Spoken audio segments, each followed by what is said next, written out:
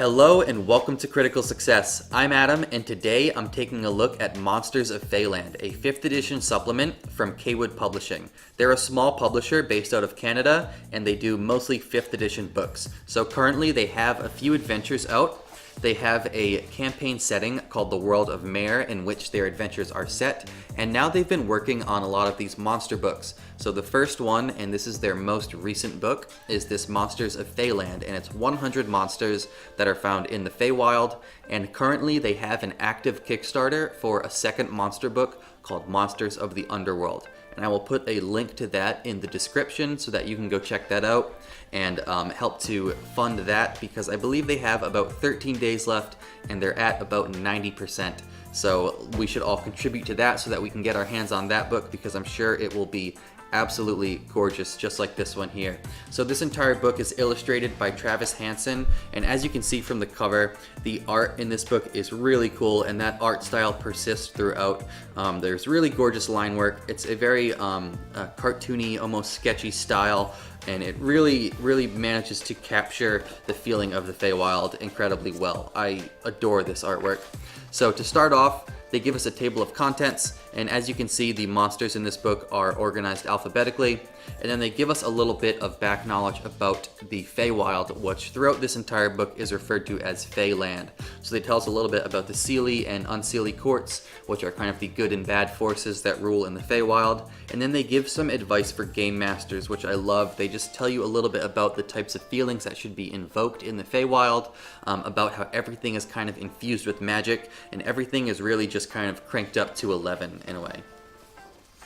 So then continuing on, they give us a little visual here about the Seelie court and the Unseelie court and some important figures in them, and then we get this full page, full color piece of art, and this is one of the creatures from the book known as the Mountain Lord, and they give us some adventurers standing in front of him just to give us a little bit of an idea of the scale here. And this again is just really beautiful. And so throughout this book there are 100 monsters, and for each monster we get full color art, we get a description, and we get a full stat block. So there is a ton of inspiration throughout this book. I remember I actually received this book about a week or 2 weeks after I finished a story arc of one of my campaigns that was through the Feywild, and I was really bummed after flipping through this that I did not have this beforehand, because there is a lot of really cool inspiration in here for Dungeon Masters. So one thing that I love, and I'm just going to show a few of the monsters in here because I don't want to give away everything that is throughout the book, but one thing that I really love is that they take familiar monster types and kind of make new subtypes of those creatures. So for example, we have a few new types of dragons, the first one being the Dream Dragon, which is really cool. It has this kind of multicolored wings, and the Dream Dragon actually creates hallucinatory terrain, so it will create a dream terrain in which you have to fight it, and it can actually use an action to make an object from that terrain kind of reach out and attack you, which is really cool and really trippy and really just exudes this sort of feeling of the Feywild. Then we have the Purple Dragon, and the Purple Dragon is a new type of chromatic dragon which uses sound. So the Purple Dragon, instead of a breath weapon, has a shout which uses a force damage, which is really cool. And then we get the Storm Dragon, which has water breath, and the Storm Dragon, again, we get beautiful art for it. So I really like that they take these familiar creature types and kind of refresh them and give us a new take on them.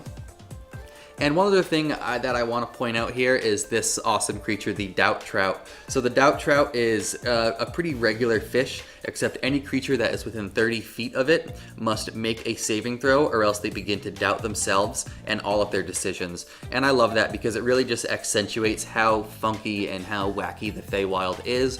There are a lot of things that just don't make sense or just really kind of toy with your emotions, which is something that I love about this setting.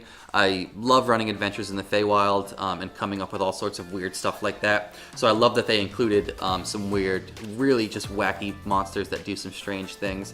And there's another one in here which I really like that is kind of wacky like that, and that is the Fay Caterpillar, and here it is right here. So the Fay Caterpillar, again, the art for this is beautiful. I love how it's so colorful, and the line work is just so kind of thick and really makes this beautiful cartoony style.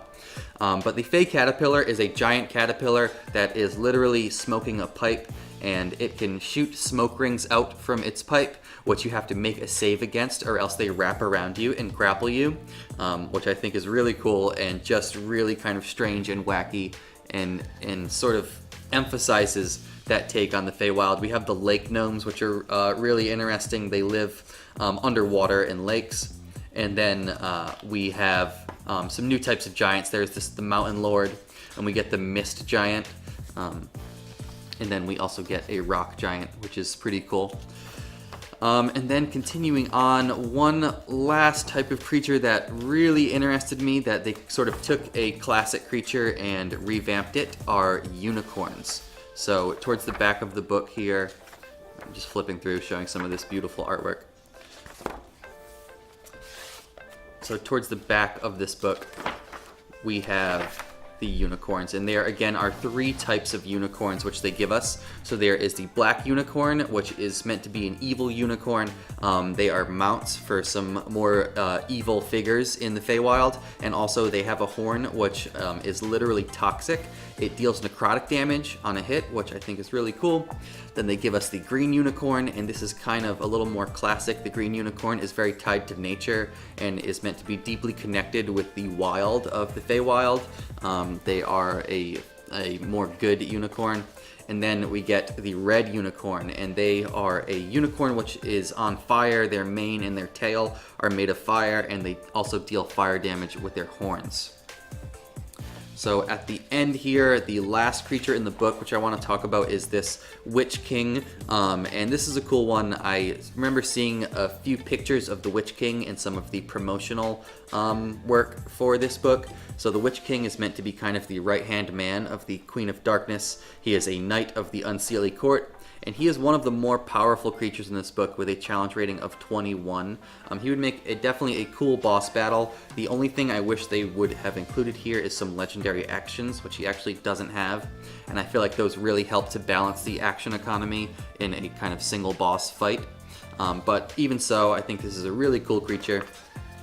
And then at the end of the book, after we get all of our monsters, they give us a beast section. And this is kind of the animals that are common to be seen around the Feywild. So we have the Forget Frog, which is a frog that actually steals memories from people, which is pretty cool. Then we have a bunch of giant creatures, giant butterfly, the giant fox, which makes an awesome mount.